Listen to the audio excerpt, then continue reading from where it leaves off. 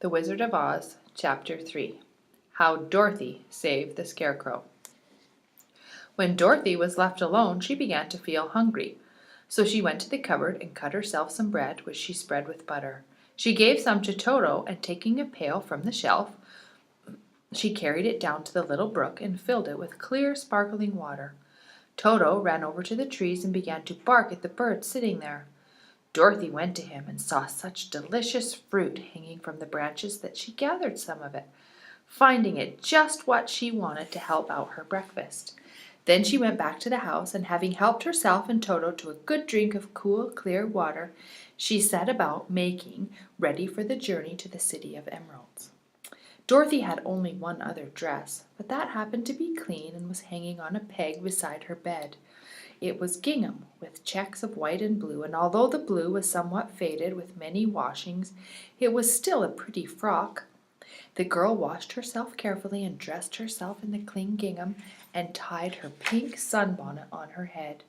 She took a little basket and filled it with bread from the cupboard, laying a white cloth over the top. Then she looked down at her feet and noticed how old and worn her shoes were.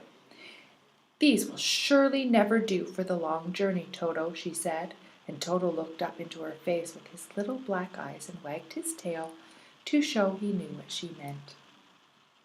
At that moment, Dorothy saw lying on the table the silver shoes that had belonged to the Witch of the East. "I wonder if they will fit me," she said to Toto. "They would make just the thing to take on a long walk. They could not wear out."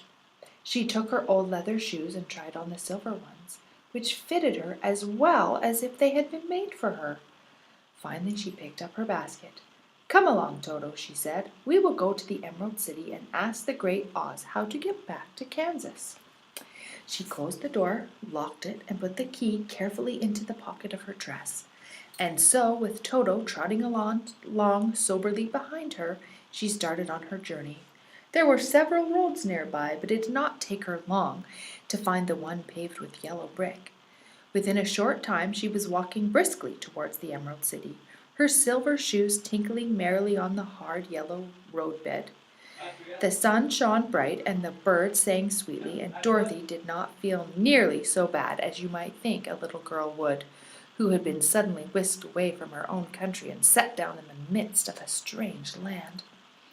She was surprised as she walked along to see how pretty the country was about her. There were neat fences, and at the sides of the road painted a dainty blue color, and beyond them were fields of grains and vegetables in abundance. Evidently the Munchkins were good farmers and able to raise large crops. Once in a while she would pass a house, and the people came out to look at her and bow low as she went by, for everyone knew she had been the means of destroying the wicked witch and setting them free from bondage. The houses of the Munchkins were odd-looking dwellings, for each was round with a big dome for a roof. All were painted blue, for in this country of the East, blue was their favorite color. Towards evenings, when Dorothy was tired with her long walk and began to wonder where she would pass the night, she came to a house rather larger than the rest. On the green lawn before it, many men and women were dancing.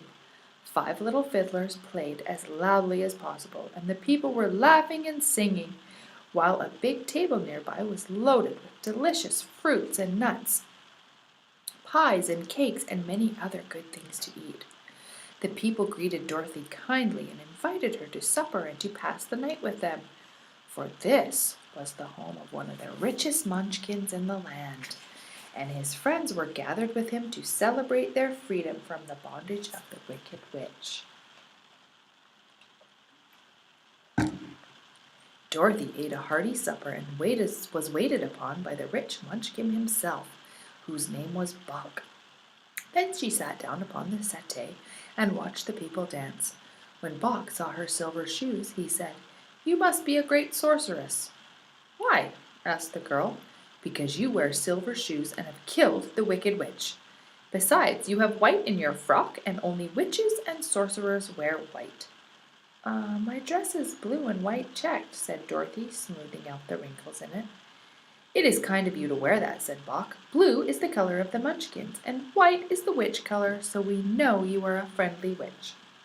Dorothy did not know what to say to this, for all the people seemed to think her a witch, and she knew very well she was only an ordinary little girl who had come by the chance of a cyclone into a strange land. When had tired of watching the dancing, Bach led her into the house where he gave her a room with a pretty bed in it. The sheets were made of blue cloth, and Dorothy slept soundly in them till morning, with Toto curled up on the blue rug beside her. She ate a hearty breakfast and watched a wee Munchkin baby who played with Toto and pulled his tail and crowed and laughed in a way that greatly amused Dorothy. Toto was a fine curiosity to all the people, for they had never seen a dog before. "How far is it to the Emerald City?" the girl asked. "I don't know," answered Bach gravely, "for I have never been there. It is better for people to keep away from Oz unless they have business with him. But it is a long way to the Emerald City, and it may take you many days. The country here is rich and pleasant, but you must pass through rough and dangerous places before you reach the end of your journey." This worried Dorothy a little, but she knew that only the great Oz could help her get back to Kansas again, so she bravely resolved not to turn back. She bade her new friends goodbye and again started along the road of yellow brick.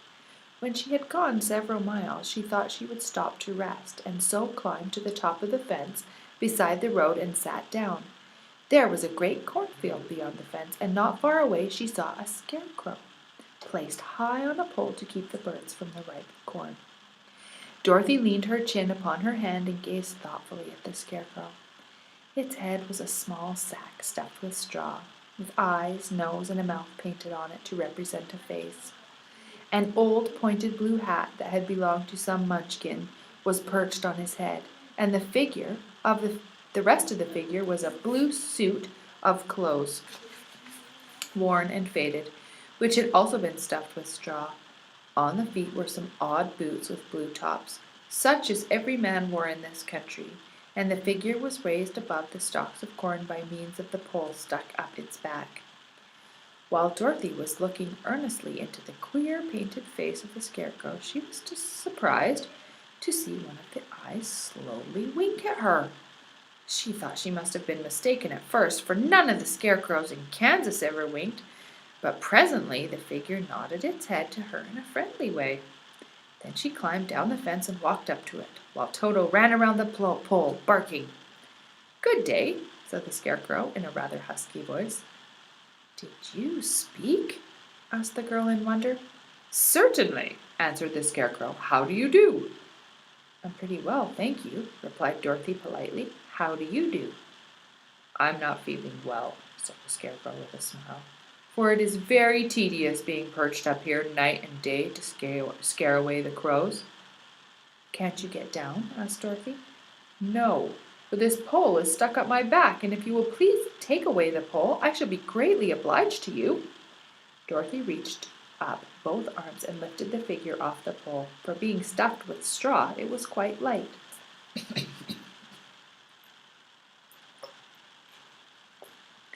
"Thank you very much," said the scarecrow when he had been set down on the ground. "I feel like a new man." Dorothy was puzzled at this, for it sounded queer to hear a stuffed man speak and to see him bow and walk along beside her. "Who are you?" asked the scarecrow when he had stretched himself and yawned, "and where are you going?" "My name is Dorothy," said the girl, "and I am going to the Emerald City to ask the great Oz to send me back to Kansas." "Where's the Emerald City?" he inquired, "and who is Oz?" "Why, don't you know?" she returned in surprise. "No, indeed, I don't know anything. You see, I'm stuffed, so I have no brains at all," he answered sadly. "Oh," said Dorothy, "I'm awful sorry for you." "Do you think," he asked, "if I go to Emerald City with you, that Oz would give me some brains?" "I cannot tell," she returned, "but you may come with me if you like.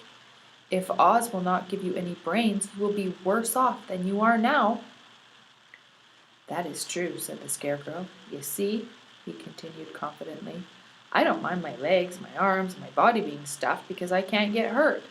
If anyone treads on my shoes or sticks a pin into me, it doesn't matter, for I can't feel it.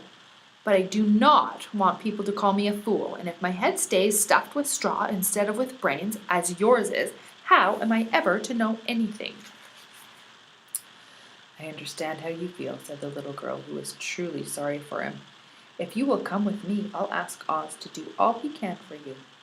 Oh, thank you, he answered gratefully. They walked back to the road. Dorothy helped him over the fence, and they started along the path of the yellow brick for Emerald City. Toto did not like this addition to the party at first. He smelled around the stuffed man as if he suspected there might be a nest of rats in the straw, and he often growled in an unfriendly way at the Scarecrow. "Oh, don't mind Toto," said Dorothy to her new friend. "He never bites." "Oh, I'm not afraid," replied the Scarecrow. "He can't hurt the straw. Do let me carry that basket for you. I shall not mind at all, for I cannot get tired. I'll tell you a secret," he continued as they walked along. "There is only one thing in the world I'm afraid of." "What is that?" asked Dorothy. "The Munchkin farmer who made you?" "No," said the Scarecrow. "It's a lighted match."